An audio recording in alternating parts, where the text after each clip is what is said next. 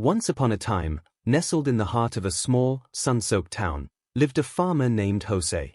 He was a man of simple means, tending to his family's farm, which had been passed down through generations.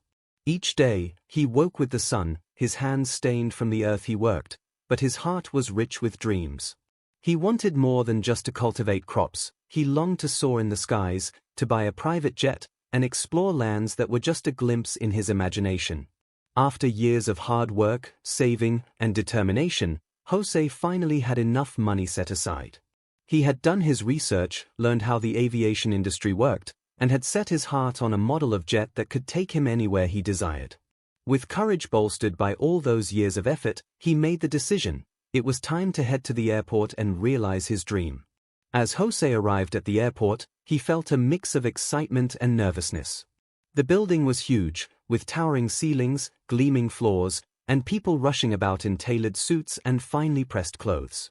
He stood out like a flower among cacti, simple, unpolished, but full of color and vitality. He took a deep breath, adjusting the brim of his well-worn hat, pushed open the heavy glass door, and entered. Inside the jet dealership, the mood shifted slightly. The salesperson, a sharply dressed man with slicked-back hair, raised an eyebrow at Jose as he approached.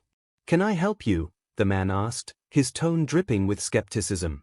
The salesperson took in Jose's faded jeans and old work boots, immediately judging him by his appearance.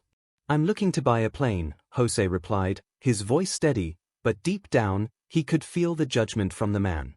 The salesperson smirked and crossed his arms. "Right. A plane. Well, we have some of the finest jets available. Perhaps you were looking at the brochure," he said condescendingly. Jose could feel the heat rising in his cheeks, the rudeness stung, but he pushed through it. He had come with a purpose.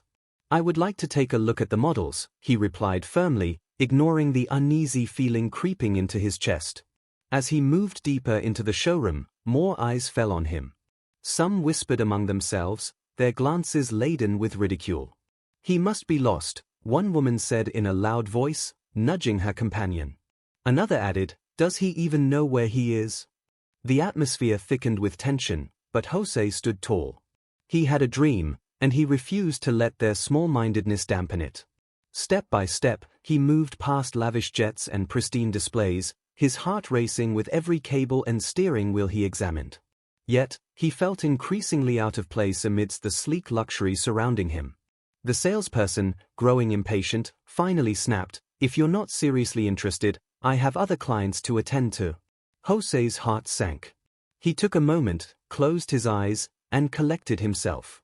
"Actually, I'm very interested," Jose said, this time louder, his voice trembling with suppressed indignation. "I'm looking to buy." The man rolled his eyes. "Look, if you can't even afford a good suit, I doubt you can afford a jet." Laughter erupted from a nearby group of customers, and Jose felt the walls closing in. Was it worth it? The dreams he held so dear seemed to flicker like a candle in the wind. But he couldn't give up now. Just then, a familiar figure appeared beside him, his childhood friend, Carlos. With his striped shirt and rounded belly, Carlos was the embodiment of warmth and camaraderie. "Jose! My old friend! What are you doing here?" he exclaimed, breaking the ice with a humorous touch. They embraced as laughter bubbled between them, momentarily shattering the negativity surrounding Jose. "I came to buy a plane, but it seems I've stepped into a lion's den." "They don't think I belong," Jose confessed, his voice laced with uncertainty. "Don't let these rich snobs fool you. They don't know the value of hard work and dreams," Carlos said with a hearty laugh.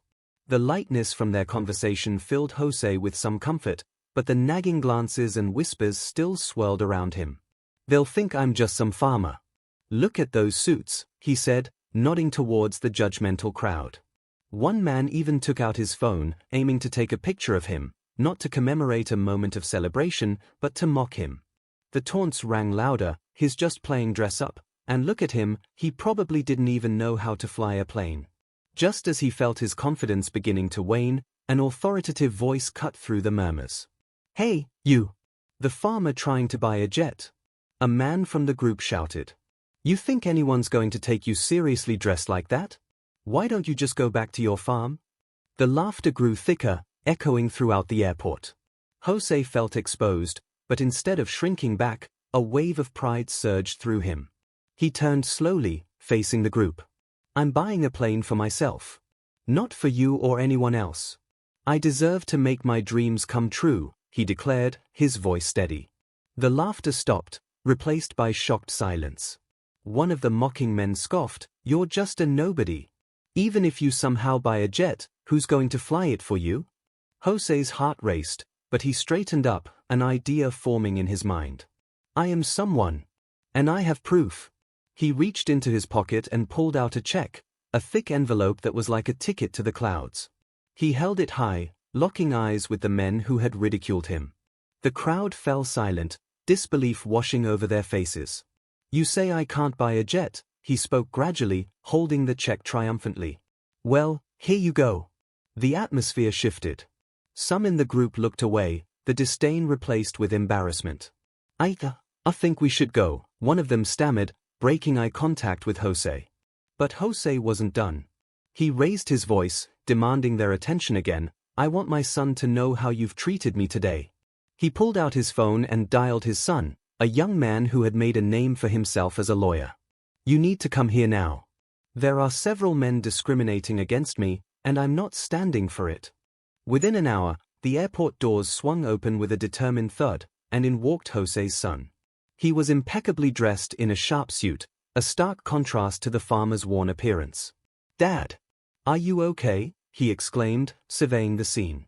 The atmosphere was tense, and Jose's heart warmed at the sight of his son. "I'm fine," he replied, feeling reassured. But Jose's son turned to the group that had mocked his father, his voice steady. "You will pay for what you've done to my father," he said firmly. "I'm here to make this right." Panic spread through the group of men as they realized they were no longer facing just Jose, but a determined lawyer ready to defend his father's honor. "I will sue every one of you and the company you work for discrimination," Jose's son declared with unwavering resolve. Without wasting another moment, father and son left the airport, the judgmental stares trailing them like shadows. As they drove away, Jose turned to his son, pride swelling in his chest. "I'm so grateful you stood up for me," he said, placing a reassuring hand on his son's shoulder. The case was taken to court shortly after, and the atmosphere was tense. Jose and his son prepared to present their case, supported by witnesses who had seen the humiliation unfold in the airport. They stood together. It was a moment of fight and resolution. Inside the courtroom, the judge listened intently. "From what I've seen, it's evident that Jose was treated unfairly. A person's appearance should never determine their worth," the judge declared, causing a flicker of hope to spark within Jose. However, the judge's next words took a different turn. "While it's clear Jose was wronged, I cannot ignore the company's side," he said, raising eyebrows in the courtroom. "I propose a mediation. If the company acknowledges its error and works to correct it, I may consider a reduced penalty." Jose's lawyer erupted in indignation. "Your Honor, my client deserves justice. This is not a mistake, it's a violation," he argued. The tension in the room crackled as Jose's heart sank momentarily. Was this a setup to dismiss their claim? But then, out of the blue, a mysterious voice broke through the tension. "I want to testify." The eyes of the courtroom narrowed on a woman who stepped forward, Patricia, a staff member from the airport. "I recorded everything," she continued vigorously. "I couldn't believe how they treated him." Jose's heart raced with anticipation as she connected her phone to the courtroom system. The recordings played, capturing the exact moments of ridicule and discrimination. Laughter turned to silence, the sound of mockery replaced by undeniable evidence. When the recording ended, the judge's expression shifted dramatically. "This court finds that Jose was indeed discriminated against," he announced, the weight of his words landing heavily. "The court orders the company to pay a fine and conduct sensitivity training for all employees." As Jose left the courtroom, joy washed over him like a refreshing rain on parched soil. The battle had been won, and hope surged within him. He had taken a stand for himself, and by extension, for anyone who had ever felt belittled or judged. With the funds awarded from the case, Jose decided to invest in his dream anew, a jet that could take him soaring above the fields he labored on. Arriving back at the airport, he walked with confidence, head held high, knowing that the judgmental stares now held a different tone, embarrassment and regret. "Still think I'm a nobody?" he called out to the salespeople, his resolve strengthened. Without a moment's pause, he walked straight to a competitor's store and purchased the best jet he could afford. With a broad smile and disbelief in his heart, he boarded his new plane, the pride of a farmer-turned-dreamer gleaming in his eyes. That day, as he soared above the clouds, he realized something profound. It wasn't just about purchasing a jet, it was about overcoming adversity, standing up for oneself, and proving that dreams are for everyone, regardless of appearances. When Jose arrived back home, he was greeted by his wife and children, their faces lighting up with joy. They gathered around him, embracing him tightly, celebrating not just the purchase of a jet, but the journey he had taken. As they marveled at the jet and shared stories of courage, Jose reflected on the lessons learned. He understood now that sometimes you must fight the hardest battles to achieve your dreams, and that it's the courage to stand tall in the face of judgment that truly defines a person. And so, as the sun set on another day, he gazed out at the horizon, filled with gratitude, inspiration, and the knowledge that dreams could indeed take flight, sometimes even against the grains of societal expectation. Thus, the tale of Jose, the farmer with big dreams, echoes beyond the clouds, inspiring hearts to believe and to fight for what they love, no matter the odds. And with that, Jose's journey ended, only to pave the way for countless others, teaching them to soar into the sky of their dreams, undeterred by the whispers of the world below.